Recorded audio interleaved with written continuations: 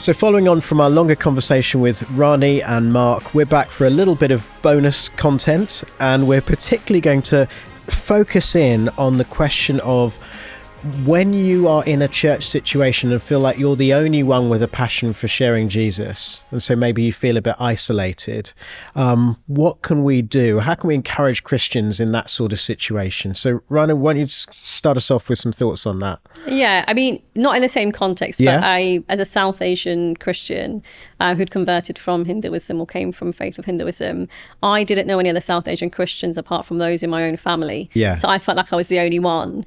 But a lovely lady from church said, have you heard of the Evangelical Alliance? They have a South Asian forum. And I was like, okay.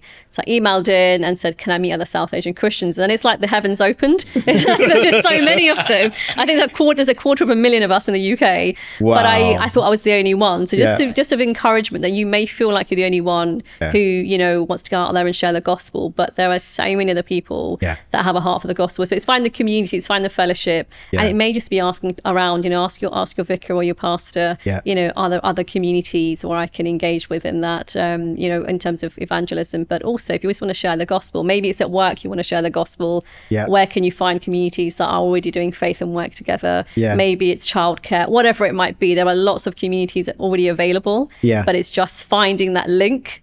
So perhaps it's LCM, perhaps it's other organizations, but I think just kind of getting in touch with people would be super helpful. Thank you, Rani. And Mark, what would you add? As always, I agree with Rani. Always the best way, I find. Absolutely. I would have said pretty well the same thing. Just ask her. I guess a couple of practical things would be, for example, if you feel a bit of a draw to open air work, then there's some good organisations out there. OAC Ministries, for example, Open Air Mission, who do open air work and do like a short-term mission where you could go off and serve on a team.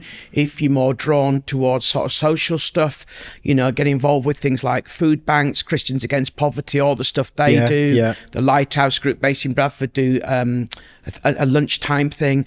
And so like whatever your passions are in outreach, mission, evangelism, maybe go on some teams, because then you'll build some relationships, maybe not in your locality. But if I'm really honest, most of my really good friendships and not in the town where I live.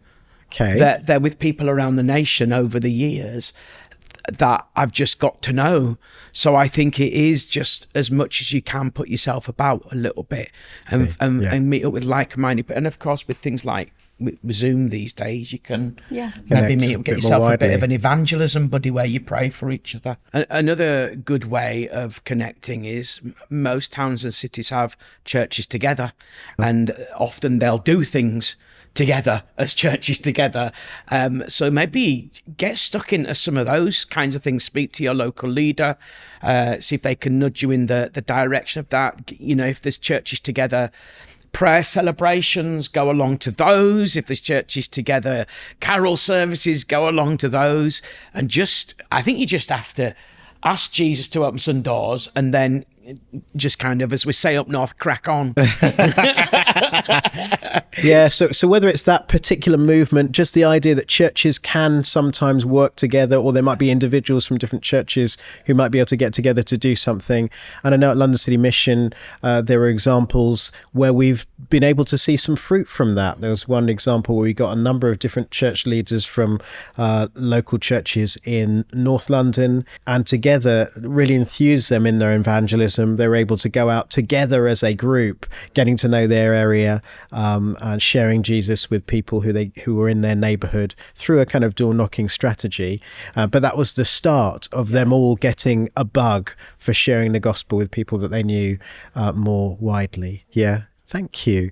And I'd just add things that we've come up in the bigger podcast, praying that the Lord might actually open someone's heart within your local community to want to reach out a bit more than maybe they have already, and take opportunities where you can to share stories. I think back to that thing that people tell a story in their own minds about what will happen when they share their faith, and that story is often a distortion of reality. And so the more that we can share stories of what's happened, the more we can help to enlighten people's imaginations with what might be possible. So thanks for joining us. We'll see you next time.